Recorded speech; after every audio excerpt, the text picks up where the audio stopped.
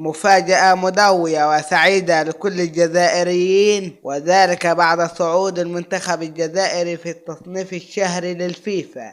سنتعرف في هذا الفيديو على مركز الجزائر الجديد، ولكن قبل أن نبدأ لا تنسى الاشتراك في القناة وتفعيل الجرس وضغط على اللايك ليصلك منا وكل جديد. ارتقى المنتخب الوطني إلى المركز 29 عالميا في تصنيف الفيفا الجديد المقرر صدوره يوم 30 من شهر نوفمبر الحالي. وكسب الخضر 4 مراكز في التصنيف الجديد حسب ما أكده موقع فوتبول المختص في تصنيف المنتخبات، وذلك عقب تحقيقه انتصارين في أسبوع الفيفا أمام الصومال وموزمبيق ضمن التصفيات المؤهلة إلى مونديال 2026. كما أوضح المصدر ذاته بأن المنتخب الوطني الذي تواجد في التصنيف 33 عالميا أكتوبر الماضي أصبح حاليا في المركز 29، وسمح هذا التقدم الكبير للمنتخب الوطني في تصنيف الفيفا بالصعود إلى المركز الثالث إفريقيا،